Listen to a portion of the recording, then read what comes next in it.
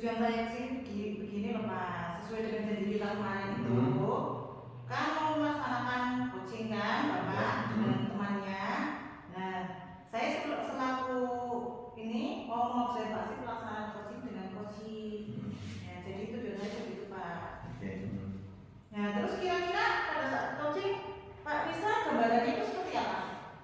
Pada pelaksanaan coaching ini, gambaran saya tentu saja saya ingin membantu coach dalam menyelesaikan permasalahannya ataupun menemukan atau menggali solusi yang ada pada coach. Nah, terus kemudian pas pada saat pelaksanaan coaching, nanti itu kompetensi apa yang ingin Bapak bisa bangun dari kompetensi coaching itu? Oke, dari kompetensi yang akan saya bangun di sini itu ada kompetensi diri ada 3 yang mendengarkan dengan rasa, kemudian direspon dengan presence, kemudian memberikan pertanyaan berbobot tentu saja agar coach ini sendiri mampu menemukan solusi dari permasalahan yang dihadapi oleh coach tersebut. Oh ya, nanti dari 3 kompetensi itu seperti mendengarkan dengan rasa, hadir sepenuhnya, dan memberi pertanyaan yang berbobot. Dari 3 itu ya, yang lebih spesifiknya yang Bapak ingin kembangkan itu yang mana? Jadi begini,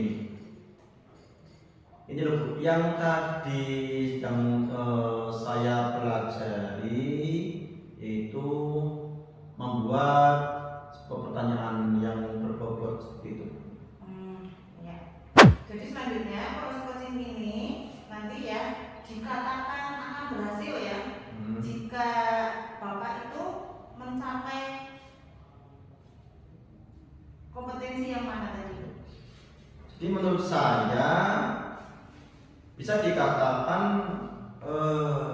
coach ini berhasil apabila saya sebagai coach ini mampu membantu coach dalam menemukan solusi atau ide dari permasalahan yang dihadapi oleh coach. Dengan kata lain artinya sudah bisa mengatasi permasalahan yang sendiri terdapat dari masalah yang dihadapi oleh coach tersebut. Oh iya. Jadi menurut Bapak itu proses coaching yang berhasil ketika berhasil mengajukan pertanyaan berbobot dan memantik coach menemukan solusi dari permasalahannya sendiri. Ya, begitu ya Bapak ya. Oke. Nah, iya. Berarti setelah ini nanti Bapak melaksanakan coaching dan saya juga akan mengamati atau mengobservasi kegiatan coachingnya apakah kegiatan ini bisa berhasil ya. Ya mampu, terutama paling penting itu proses coachingnya sesuai dengan alur kita. Ya, jadi Bapak nanti melaksanakan tetap semangat ya Bapak ya sebagai coach dan coaching. Ya, nanti masing-masing ada tugasnya ya. Semangat ya Bapak bisa ya. Semangat, terima kasih.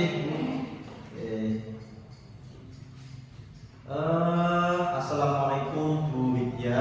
Waalaikumsalam. Bagaimana kabarnya hari ini Bu Widya? Sepertinya hari ini Bu Widya ini terlihat lesu, semoga sehat selalu. Alhamdulillah sehat Pak. Cuman saya terlihat lesunya ini karena saya agak gelisah Pak.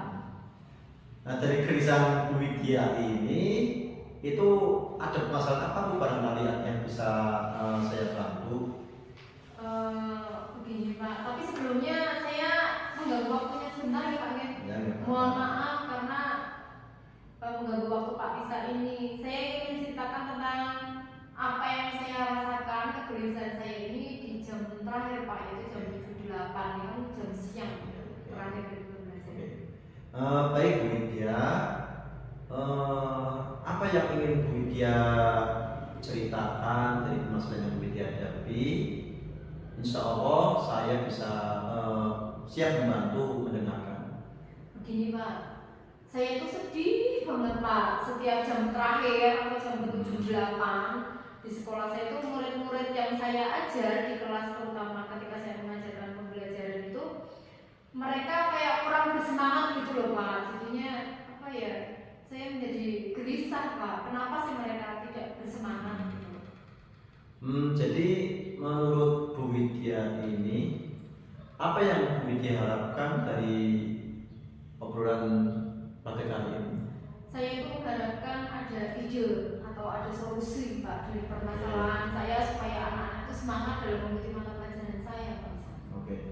Menurut Bu Widya, hal apa saja yang menurut Bu Widya ini membuat peserta didik murid Bu Widya ini kurang bersemangat ketika belajar pada mata pelajaran Bu Widya tersebut?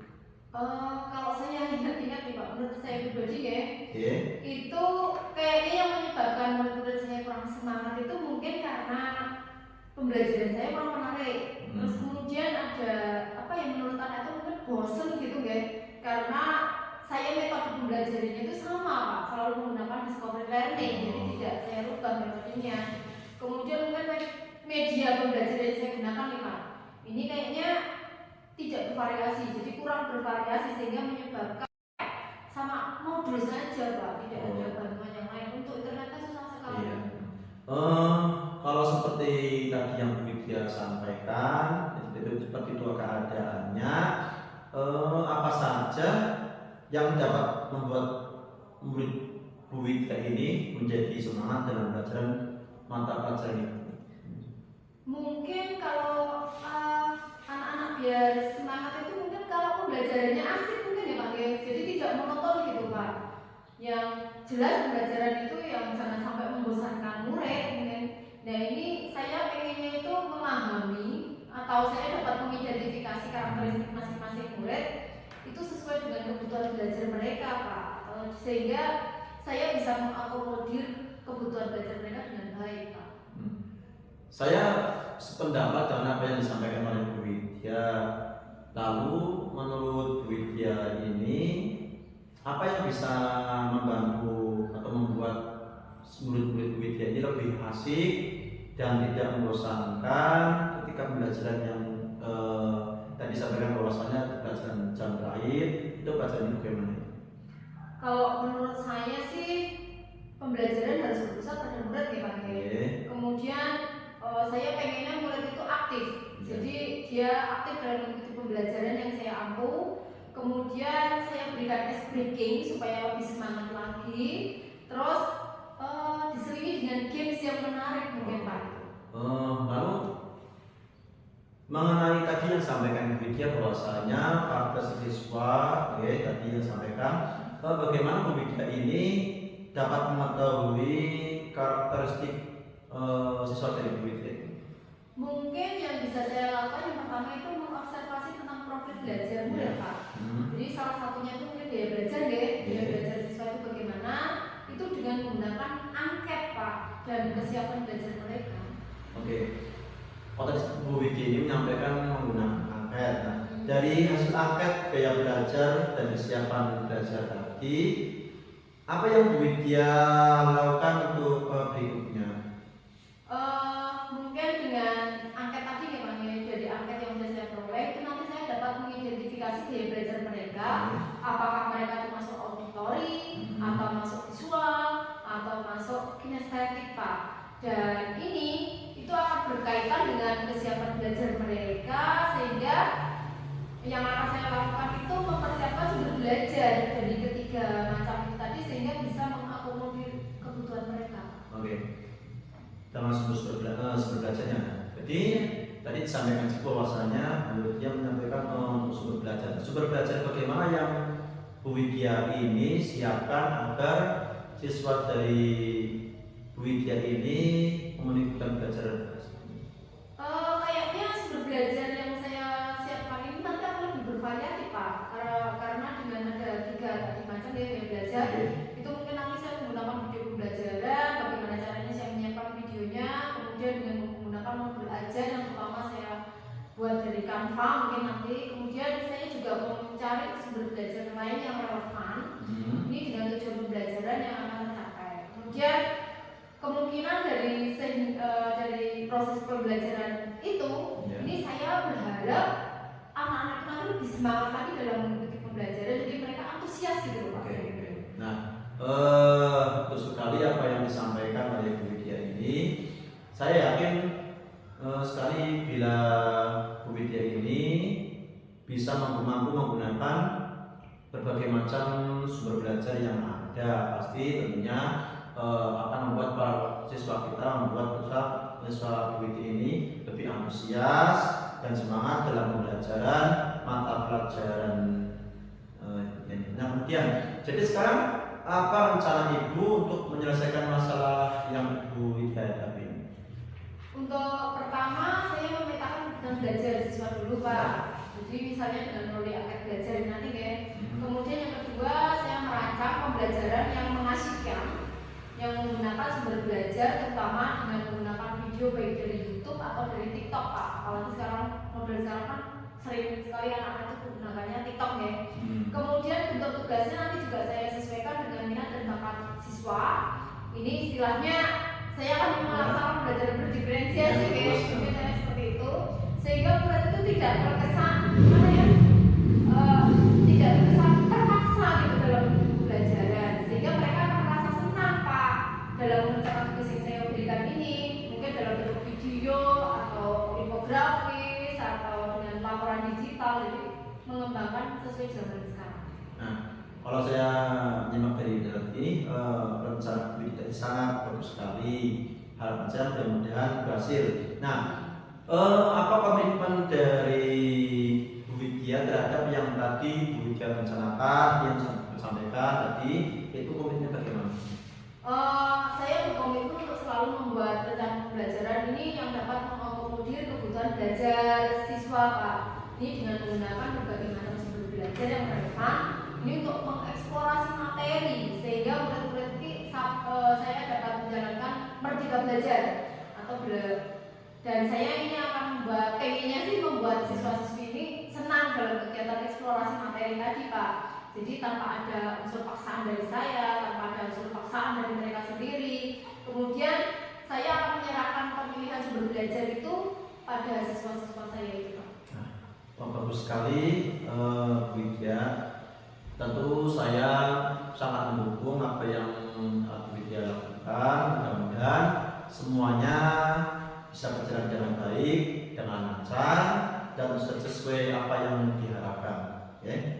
Terima kasih banyak nih Pak Mirza atas waktunya untuk sharing-sharing. Mudah-mudahan ini kita bisa menjadi guru yang selalu dilindungi oleh siswa-siswa kita nih Pak Mir.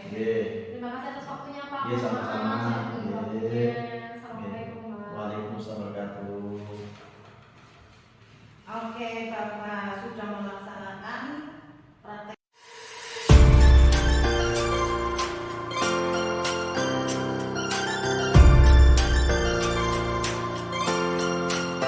Saya senang, artinya saya bisa membantu rekan saya dalam menemukan solusi dari masalah yang dihadapi oleh teman saya tersebut.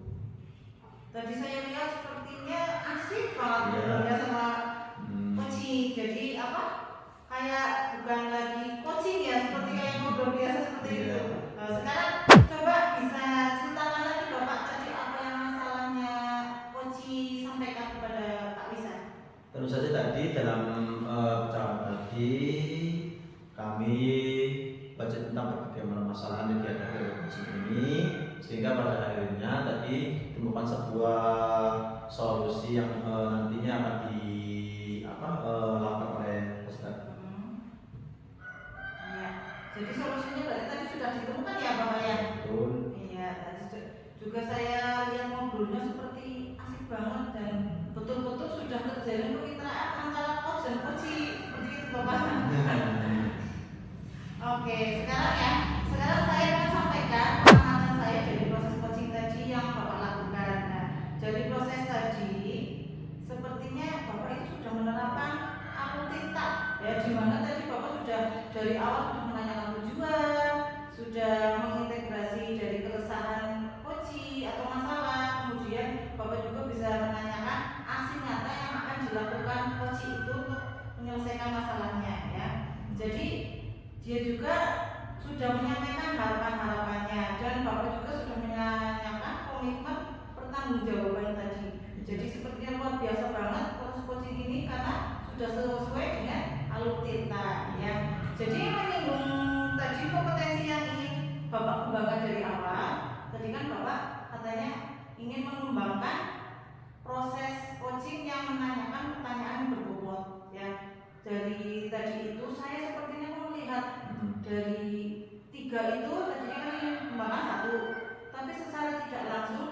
indikator lain Bapak sudah mencapainya. Ya, jadi apa? Dengan ditandai kan tadi hadir secara penuh. Dengan ditandai Bapak itu tidak melakukan kegiatan lain, jadi fokus terhadap pertanyaan dan jawaban dari coaching. Ya, jadi kemudian juga secara aktif Bapak juga sudah mendengarkan. Seperti itu kok bisa sekali Marisa. Iya. Nah, terus menurut Bapak dari penilaian terhadap diri Bapak itu sendiri dari sebelum melakukan coaching, ya kalau dengan nomor seperti nomor menurut Bapak tadi Bapak berada di nilai nomor berapa dan sesudah melakukan coaching itu ada di nilai nomor berapa gitu Bapak? Tadi ketika awal-awal saya melakukan coaching ini, jujur pada mulanya tadi itu saya itu kurang pede, ya. Apakah saya mampu menjadi diri saya sebagai seorang coach, sebagai seorang coaching. Nah, sebelum saya melakukan percakapan tadi, saya awalnya itu pada posisi nomor 6, tapi setelah proses melakukan proses coaching, saya merasa ada peningkatan terhadap kemampuan saya, merasa naik satu tingkat di atas daripada nilai poin coaching itu. Jadi mengalami peningkatan ya. Jadi selanjutnya ya, kira-kira setelah melewati proses coaching yang kemarin tadi itu ya, jadi ada nggak kompetensi lain yang ingin Bapak kembangkan?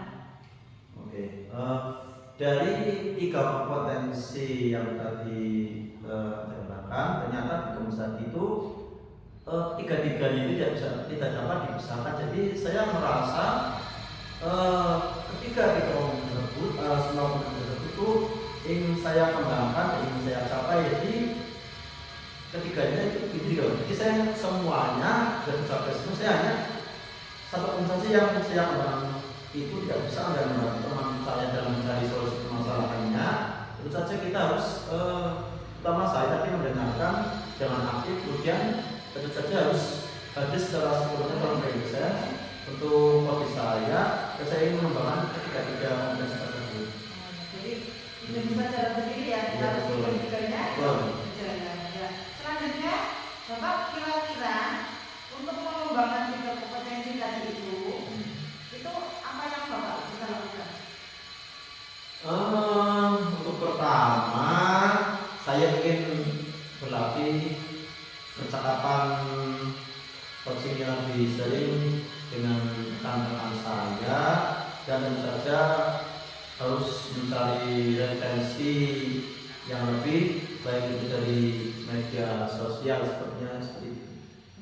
Oke, luar biasa sekali Bapak ya. Ya, saya berharap coaching ini yang dilakukan dari Bapak menuju nantinya Bapak melakukan sesi coaching yang lebih baik ya. Saya berharap seperti itu, nanti di kesempatan lain ya nanti bisa diobservasi atau diamati untuk lebih baik lagi dari sekarang. Oke, harapan juga seperti itu Bu, supaya lebih bagus